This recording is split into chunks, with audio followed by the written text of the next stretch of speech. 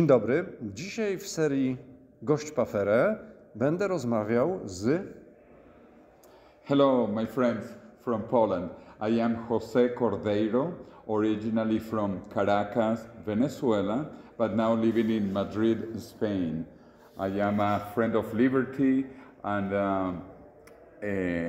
freedom in general, and that is why I cannot live anymore in Venezuela. Okay, so I would like to talk to you about Venezuela. So can you describe to our Polish audience a little bit historical process, because Venezuela once upon a time was one of the richest countries in South America, and now it's the poorest one. Yeah, actually Venezuela in the middle of last century, the 20th century, was the richest country in South America, in fact all over Latin America. That is why my parents, who are actually from Spain, they left Spain when there was a dictatorship with Francisco Franco, and it was very poor. So dictatorship and poor in Spain. My parents went to Venezuela, that was a democracy and very rich. Okay. And now the situation has been turns completely inverted. inverse. Yes. Yes, now Venezuela is a dictatorship and very, very poor. So maybe it is because your parents? No. They brought dictatorship to Venezuela. But it is a very sad situation. Venezuela has had a migration of 6 million people, and most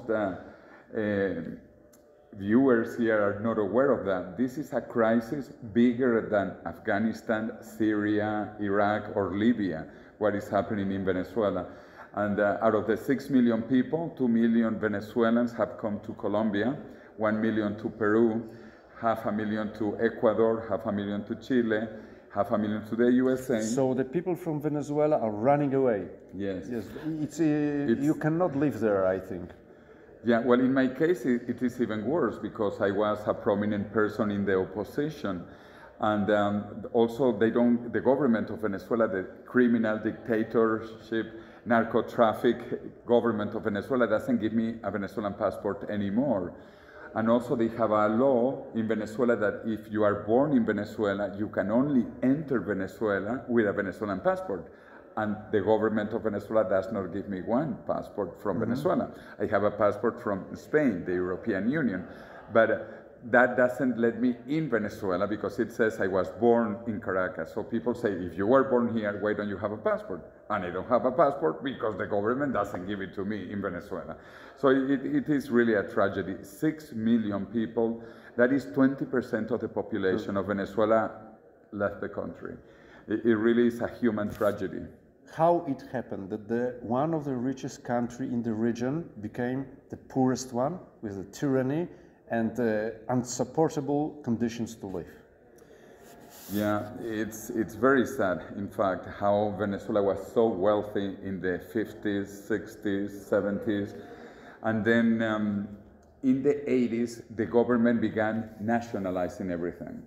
For example, the oil company before the 70s was private, both international and Venezuelan oil companies. But the government nationalized the oil companies, nationalized the central bank, which was 50% private, the central bank. And it began with hyperinflation later, and nationalized How do you understand inflation? I mean, printing money? Yes. Okay. And there is a hyperinflation right now in Venezuela, and for many years, millions percentage per year. It really is incredible what is happening. So million percent per year? Well, I think last year it was maybe 3 million %. Oh. It really is ridiculous. And also because the government prints money electronically to pay the government employees. So they don't need to print in paper the money. They just give it in the bank accounts of the government employees. So they get now millions and millions. So in Venezuela, everybody is at least a millionaire. Okay, so now we have such a situation that the government is producing out of nothing money, and they give to their supporters, I mean the workers of the state, and the rest of the people have to manage by themselves. Yes, but even what they give to the government employees is actually very little in dollars. In bolivars, it's millions and millions, in fact, even billions. because right now the exchange rate is about $1 is about 4 million bolivars. $1, 4 million bolivars. So it really is incredible. And the situation is bad economically, politically, socially. Why it was happened? Well, because there is always corruption, sadly, in Latin America. And then there was a military captain who said, oh, I will finish with corruption. You only have to vote for me, and I will give money to everybody. So this is populism. And if there are poor people, which in fact there were, they believe in these missionary prophets that say that they will eliminate corruption and give money to everybody. So it happened at the beginning because the price of oil went very high. It went over $140 per barrel. And because Venezuela produced so much oil, it was a lot of money. So during the first few years of the dictatorship, it kind of worked. It didn't work because socialism never works. But it helped that there was a lot of income because of the high prices of oil. But then the government was nationalizing even more things and taking control of small and medium private companies. And we know governments are very bad at managing companies. Yeah. And what was narratives of government? What did they say during nationalization? So, well, they always look for an enemy. And just like in Cuba, the enemy is the big USA. They are exploiting us. They are taking all of our resources and so on and so forth. So it's pure populism, pure populism. You look for an external enemy and also internal enemy. And then the populist dictator is there for the people, to save the people, to give things to the people. It really is like a soap opera. Soap opera. So could you say a little bit about present situation? I mean, now, what happens in Venezuela? Well, economically, hyperinflation. Socially, 6 million people who have left. 20% of the population. It is not a small number. I repeat, it's bigger than the number of refugees from Afghanistan, Iraq, Libya, or Syria. Is it easy to leave? Actually, that's a very good point. No, it is incredibly difficult because there are almost no flights in Venezuela. In fact, with the two big neighbors, which are Colombia and Brazil, there are no flights. And so people, what have to do is they have to walk through openings in the border, because also the official border posts are closed. So you cannot cross them. So people go around and they walk and cross the border.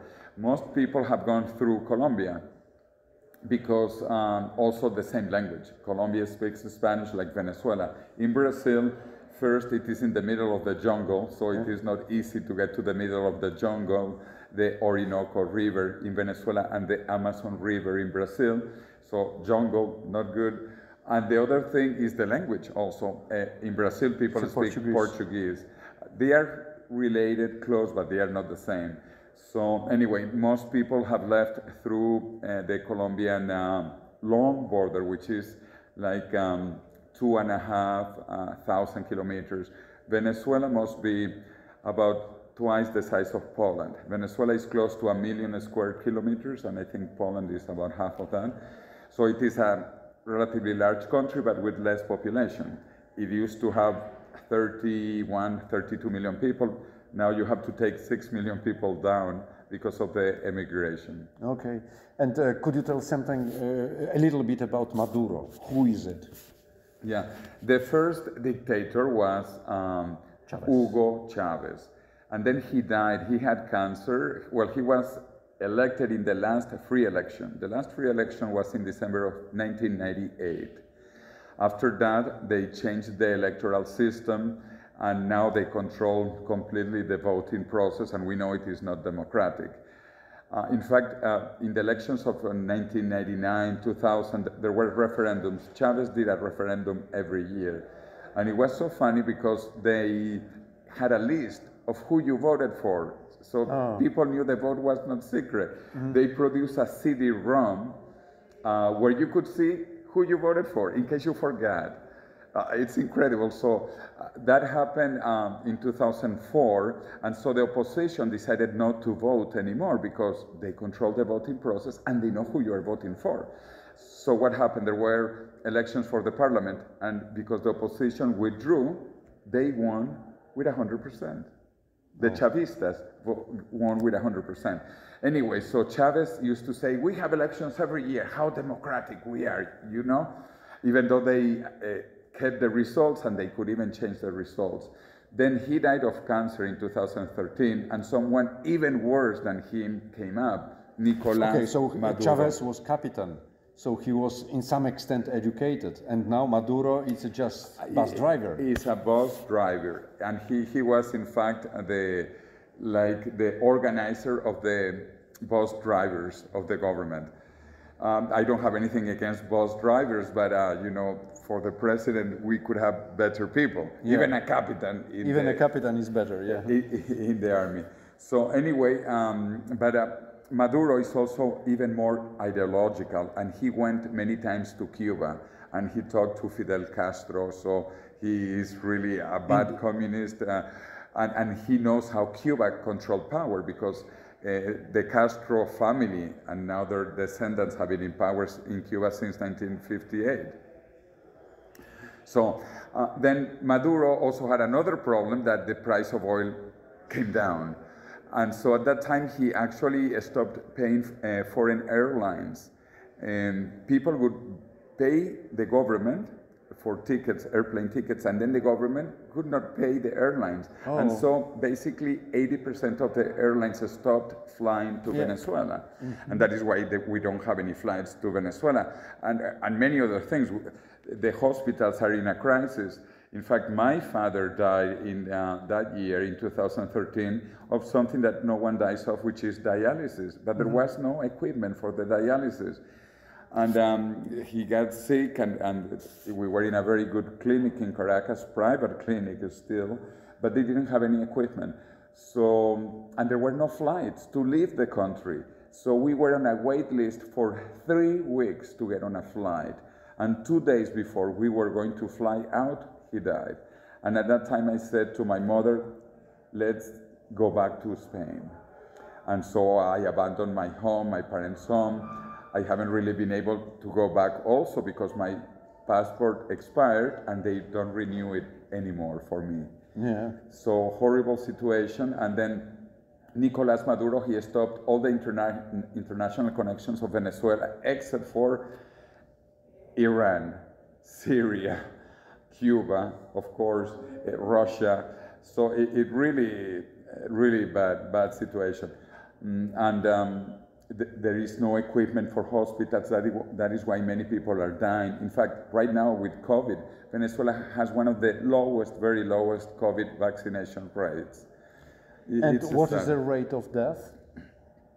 Well, also, there are no numbers because, you know, communist governments, either they don't give the numbers or they make up the numbers. Yeah, so we don't know, but what we do know is that there are no vaccines. That is the fact, no vaccines. So really tragic situation. And then also, internationally, many terrorist groups from the Middle East operate in Venezuela. And not only terrorist groups like Hezbollah, and other groups from Palestine, Lebanon, Iran, but also the drug dealers from Colombia, because drug dealing is illegal in Colombia, even though it is a big industry, but it is underground economy. Well, now they work with the government of Venezuela. In fact, the Minister of Defense of Venezuela is the main drug dealer. 80% of the drugs from Colombia go through the Minister of Defense of Venezuela. So it's a horrible situation and very complicated now because the Drug Enforcement Agency, the famous DEA in the USA, has an order to capture Nicolás Maduro, the Minister of Defense, and 8 other top people in Venezuela, and they are paying millions of dollars for their prison. And that is why they will not leave power anymore. Not alive. Not alive because they know the USA wants them in prison as the main drug dealers of the Americans. And could you describe Maduro a little bit more? What he's talking now, what is his narratives, and how he behaves? Well, he blames the USA, the empire, for everything, like Fidel Castro in Cuba. And obviously the problem was never the USA, the problem is the communist system that does not work. In fact, when Chavez won in 1988, Venezuela produced 3 million barrels of oil per day. 3 million barrels of oil. Today, the production of Venezuela is only 500,000. Because of the United States. No, because the industry collapsed, because they fired all the technical people and put military to run the oil industry, which is a real serious industry. It's not for the military to run. And this is, I would say that this is, we have the same case in Poland, that people believe that the military can change the world because they are disciplined, they know what to do, and so forth. But as a matter of fact, they are stupid guys. Okay? Yes, actually we have a joke. We say that there is a unit of intelligence which is called the TAR. If you have a normal intelligence, you have 1 TAR. If you have a tenth of the intelligence, you have a deci-TAR. And if you have 1,000th of the intelligence, you have a milli-TAR. Okay, you have okay, splendid. So this is the joke we have about the military in Venezuela. Really no very high IQ. But for the military, like Chavez himself, but it is even lower for the bus driver that now drives Venezuela into apocalypse. And so it really is criminal. That is why the oil production, in the best boom of the oil industry, when the prices went over $100, the Venezuelan industry collapsed. And that is why they had to switch from oil into drugs. And that is why now they commercialize all the drugs from Colombia. But I repeat, in Colombia, it is illegal, it is bad, it is underground. In Venezuela, they deal legally and they export the drugs from Colombia. The Minister of Defense, imagine how much worse can it be? So it's a horrible situation, and there are many people in prison.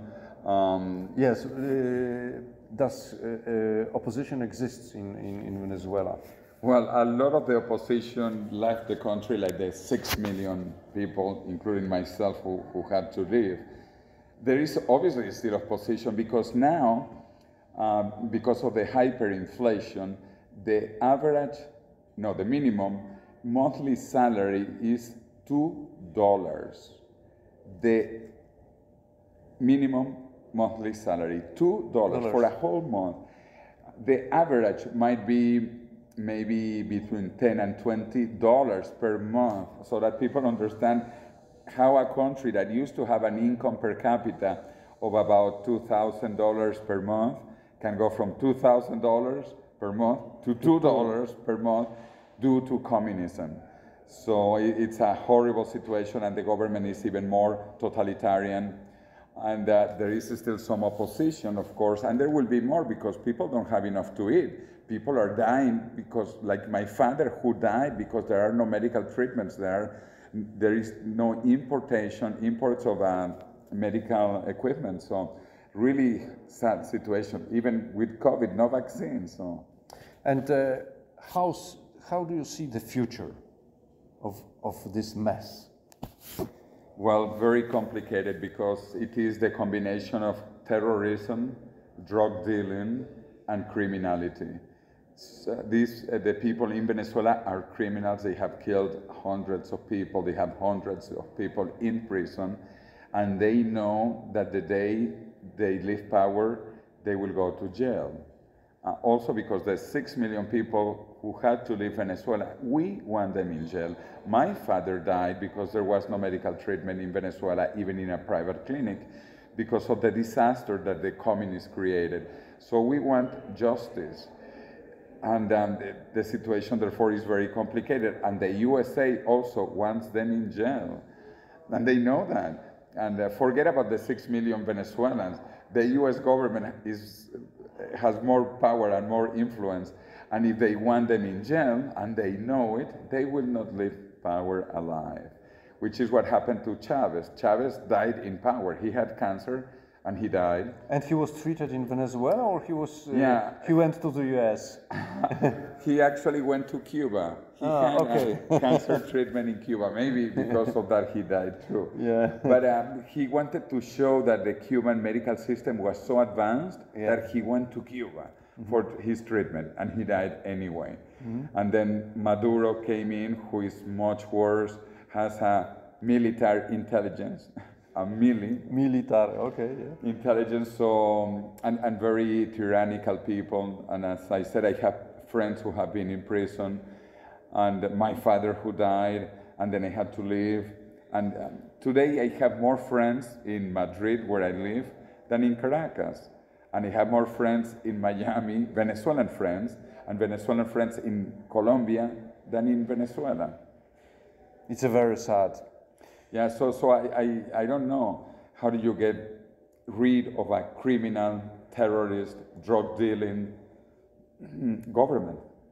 And the basic factor of this, it's socialism and populism. Yes, well, it began with populism that had behind communism. And the communists, then once they get into power, they change the constitution, they change the laws of the economy, they want to nationalize, which is a stupid word, nationalize. I mean, we had oil companies that were national, that were Venezuelan. They were not nationalized. They were taken over by the state. So they have been taking over everything.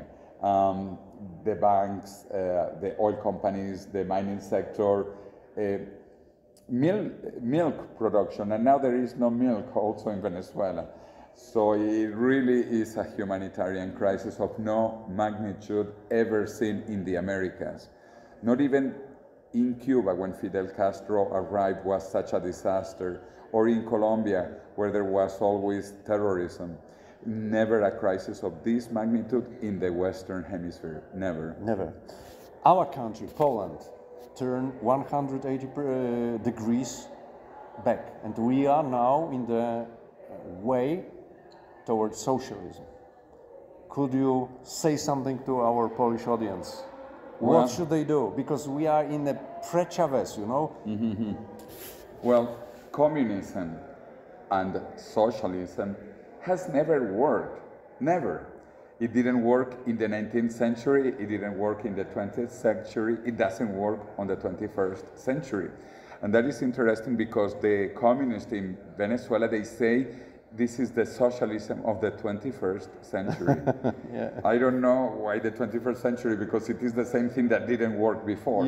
And it has never worked anywhere. And because Poland is so close to Germany, I think it was interesting, well, first, the two Koreas. We have a Korea that is free market and one Korea that is communist. We had also two Vietnams, and we had two Germanys, the East Germany communist and the West Germany capitalist. And all the capitalists half of the country, West Germany, South Korea, and even South Vietnam, before the communists, who are criminals of North Vietnam, invaded and conquered also South Vietnam. But anyway, so capitalist systems everywhere are better for providing even the basics than a communist government. So I hope that Poland, with its past, knowing that communism didn't work in the past in Poland, it didn't work in East Germany. And I like the case of East Germany because it was the best communist system that there was. The most successful communist regime was East Germany. And it was a disaster compared to West Germany, a disaster. Yes. And the best example of communism is Germany, a total disaster. So please, don't go the way of the former Soviet Union or East Germany or Venezuela. For your future, for the future of your children, we need to work in free markets, in a free society, in a democratic environment. Professor, thank you very much for this interesting interview. My pleasure, Jan. And I have been 2 times in Poland, and I hope to return to Poland with free markets and with democracy. Thank you very much. Thank you.